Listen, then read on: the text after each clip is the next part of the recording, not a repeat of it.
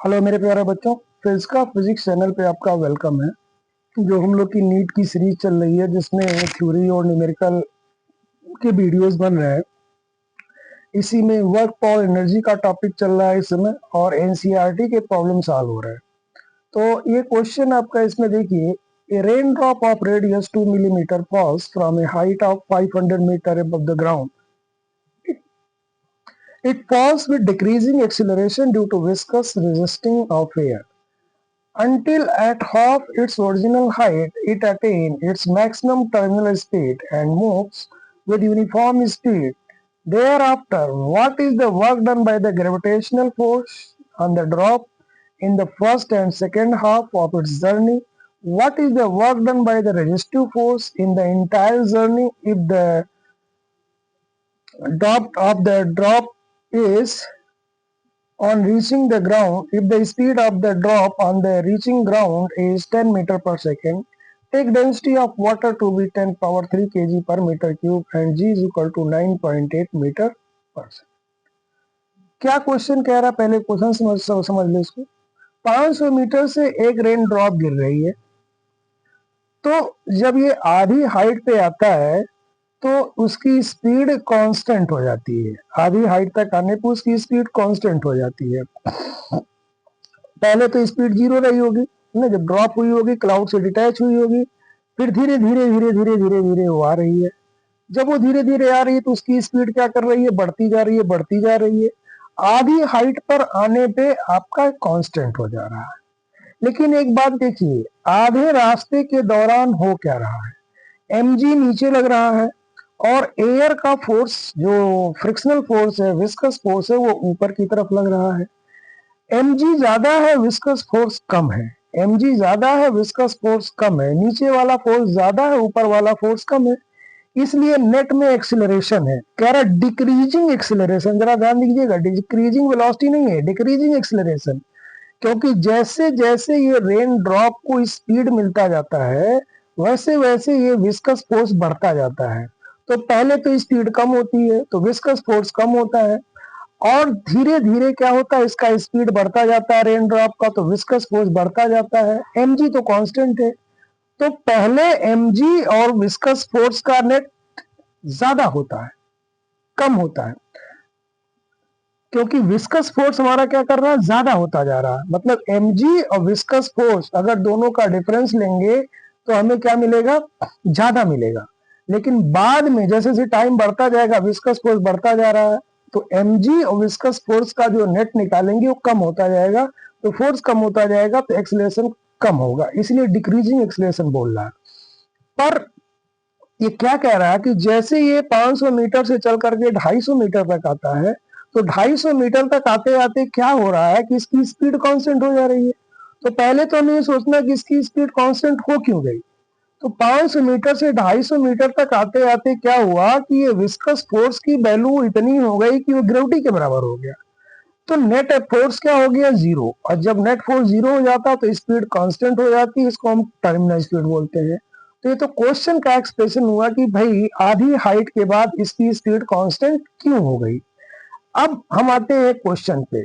आधे के बाद जो स्पीड उसकी कांस्टेंट हो गई उसी स्पीड से वो ग्राउंड को हिट करता है, माने अगला 250 मीटर भी नीचे वाला चलता है। तो इस जर्नी को ये दो पार्ट में डिवाइड कर दिया, फर्स्ट हाफ में और सेकेंड हाफ में डिवाइड कर दिया। फर्स्ट हाफ की बात करें तो इसमें क्या लग रहा है, विस्कस फोर्स लग रहा है। सेकंड हाफ में तो विस्कस फोर्स नहीं है, क्योंकि स्पीड इसने कहा कांस्टेंट होगा, उसका कांस्टेंट स्पीड से चल रहा है। या आप कह सकते हो कि दैट इज द कांस्टेंट, जो भी विस्कस फोर्स होगा that will be the constant, mg के बराबर हो गया। अब वो नहीं, विस्कस फोर्स बढ़ रहा है ना, क्योंकि स्पीड कांस्टेंट हो गई। तो फर्स्ट हाफ में जो वर्क होगा ग्रेविटी का, सेकेंड हाफ में जो वर्क होगा ग्रेविटी का, दोनों केस में इक्वल होगा, क्योंकि हाइट दोनों में क्या है, सेम, 250 चल रहा है, 250 500 का आधा 500 का आधा, और फोर्स क्या लगता है, mg। तो यहाँ पे वर्क की अगर हम बात करें तो mg इंटू डिस्प्लेसमेंट हो गया, m की बात करें तो v रो जी एस हो गया। वॉल्यूम इंटू डेंसिटी मास को लिख सकते हैं। वॉल्यूम क्या है, 4/3 पाई आर क्यूब। ये रेन ड्रॉप हमारी क्या है, स्फेरिकल, तो इसका वॉल्यूम हो जाएगा 4/3 pi R cube rho G S. अब इसमें 4/3 रख लिया, पाई रख लिया, रेडियस इसका 2 मिलीमीटर दिया था तो 2 इंटू 10⁻³ का क्यूब हो गया, इंटू रो 100 है, जी 9.8 है, 500/2, इसको सॉल्व कर ले तो 0.082 जूल आ गया। इसी तरह से सेकंड हाफ में भी यही हो जाएगा। तो फर्स्ट हाफ और सेकंड हाफ दोनों में ग्रेविटी का जो वर्क डन होगा वो सेम होगा। अब हमको एक वर्क और निकालना है, क्या? Work done by resistive force for entire journey, पूरे जर्नी में ये कितना वर्क डन किया रेजिस्टिव फोर्स ने। तो देखो इसको मैं तुमको दो तरीके से बताता हूं सॉल्व करके। इस क्वेश्चन को सॉल्व करने का दो तरीका है। एक तो देखिए भाई, अगर कोई h हाइट से नीचे गिरता है तो ग्राउंड को वो हिट करता है √2gh स्पीड से। तो यहाँ अगर √2gh को फाइंड करें तो 2gh 500 दिया हुआ तो √9800, मतलब इस रेन ड्रॉप को ग्राउंड को हिट करना चाहिए था √9800 मीटर पर सेकेंड से हिट करना चाहिए, लेकिन ये हिट कितने से किया है? 10 मीटर पर सेकेंड से। क्वेश्चन में गिवन है तो 10 कम है ना, इसका मतलब इसकी काइनेटिक एनर्जी में लॉस हो गया है ना। होता क्या है, जनरली जब कोई चीज ऊपर से गिरती है तो उसकी पोटेंशियल एनर्जी घटती है, काइनेटिक एनर्जी बढ़ती है, और जितनी पोटेंशियल एनर्जी घटती है उतनी काइनेटिक एनर्जी बढ़ती है। लेकिन ऐसा तब होता है जब कोई रेजिस्टिव फोर्स ना हो, और यहाँ पे एयर फ्रिक्शनल फोर्स है इसलिए ऐसा नहीं हो पाया। मतलब जितना इसकी पोटेंशियल एनर्जी में लॉस हुआ, काइनेटिक एनर्जी में उतना गेन नहीं हो पाया। तो कितना हुआ, कितना होना चाहिए था, कितना हुआ? होना चाहिए था हाफ m 9800 v स्क्वायर, इतना होना चाहिए था स्पीड √9800, तो इसका स्क्वायर। और हुआ कितना? हाफ m, v कितना है? 10 का स्क्वायर। तो ये लॉस हो गया हाफ m इंटू 9700। अब मैंने इसको सॉल्व कर लिया, m के जगह फिर वही 4/3 पाई और 2 इंटू 10⁻³ का whole cube into rho into 9700। इसको सॉल्व करने पे 1552 इंटू 10⁻⁴, 15 लगभग 16 भी आता है।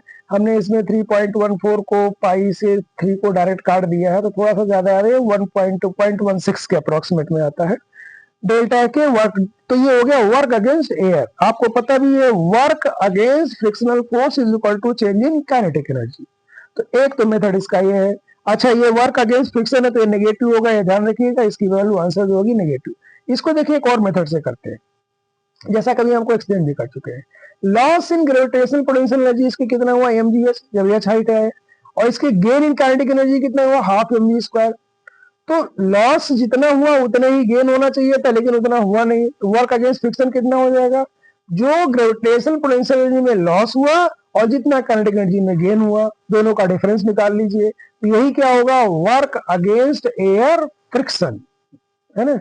तो mgh minus half mv square, बाकी तो आप देख रहे हो वैल्यू रख लेंगे m का, जैसे उसने किया था इसमें सॉल्व कर लेंगे। आप ऐसे समझो जैसे कोई ऊपर से गिर रहा, उसकी पोटेंशियल एनर्जी में 10 जूल का लॉस हुआ और काइनेटिक एनर्जी 2 जूल से गेन हुआ, है ना। मतलब जो टकरा रहा है उसमें उसकी काइनेटिक एनर्जी 2 जूल है, तो ऊपर से जब गिरा तो लॉस कितने का हुआ? 10 जूल का, और जब टकरा रहा तो एनर्जी कितनी मिली? 2 जूल। तो लॉस कितने का हुआ? 8 जूल का। तो वो 8 जूल कहाँ गया? वो वर्क अगेंस्ट फ्रिक्शन हो गया, तो 10⁻2 8 जूल हो गया। तो वही मैंने काम किया यहाँ पे सिंपल भाषा में अगर देखी जाए तो mgh minus half mv square से आप इसको भी सॉल्व करेंगे तो देखिए लगभग 0.16 के आसपास आता है। यहाँ पाई को 3.14 मान के सॉल्व करने पे वैल्यू आती है। तो ये क्वेश्चन थोड़ा सा अच्छा क्वेश्चन था। जब भी और इस टाइप के क्वेश्चन जो आप कर लेंगे तो आपको ये फील आ जाएगा कि भाई जब फ्रिक्शन होगा, एयर रेजिस्टेंस होगा, तो एयर फ्रिक्शन के अगेंस्ट जो वर्क डन होता है वो चेंज इन काइनेटिक एनर्जी होगा सीधा, है ना, इन जनरल। अब एक क्वेश्चन और इसी में देखते हैं। ये देखिए क्वेश्चन है, सिंपल सा क्वेश्चन है ये। An electron and proton are detected in a cosmic rays experiment, the first with the kinetic energy 10 kilo electron volt and the second with 10 kilo electron volt, which one is the faster? Obtain the ratio of their speeds, electron mass और proton mass दिया हुआ। तो simple question है। Kinetic energy का formula क्या होता है? Half mv square. तो इलेक्ट्रॉन की बात करेंगे तो half M V square, proton की बात करेंगे तो KP half M P VP square हो जाएगा। दोनों का रेशियो ले लीजिए सिंपली, तो वी अपॉन वीपी हो जाएगा K upon KP into M P upon M. K दिया था 10 किलो इलेक्ट्रॉन वोल्ट, केपी दिया था 100 kilo electron volt. Mass of proton पता है 1.67 10 27, इलेक्ट्रॉन का मास 9.11 इंटू 10⁻31। इसको सॉल्व कर लेंगे तो वैल्यू आएगा 13.5। तो v अपॉन बीपी एक से ज्यादा आ रहा तो इसका मतलब v का मान बीपी से ज्यादा होगा। v क्या है? Velocity of electron. इसका मतलब electron moves faster than the proton. Simple question था ये। इसमें कह रहा है ये molecule in a gas container hit a horizontal wall with the speed of 200 meter per second and angle 30 degree with the normal and rebound with the same speed. Its is momentum conserved in the collision. Is the collision elastic or inelastic? अब देखो जिस speed से टकरा रहा है उसी speed से लौट जा रहा है तो कॉलिजन इलास्टिक हो गया, इसमें कुछ सोचने वाली बात नहीं है, डायग्राम आपको दिख रहा है। और कॉलिजन ये लीनियर मोमेंटम हमेशा ही कंजर्व होता है ना, क्योंकि जितना फोर्स इस पे लगाता है उतना नेट फोर्स जीरो होता है। तो in any type of collision the total linear momentum remains conserve. आपको पता है कोई भी कॉलिजन हो लीनियर मोमेंटम तो हमेशा कंजर्व होता है, because both body apply equal and opposite forces on each other, so net force is the zero. Since the speed of the particle first before and just after the same, so the collision is elastic। वही चीज आपको लिख दी गई है, तो इसमें linear momentum भी conserve होगा और कॉलिजन हमारा क्या होगा, एलास्टिक हो जाएगा। ओके, तो ये था हमारा, यहाँ में इस वीडियो में आपको जो क्वेश्चन दिखाया गया, पहला क्वेश्चन अच्छा क्वेश्चन है ना। तो कोई भी कंफ्यूजन अगर उसमें होता है तो आप कमेंट बॉक्स में कमेंट कर सकते हैं जा करके। Okay, thank you.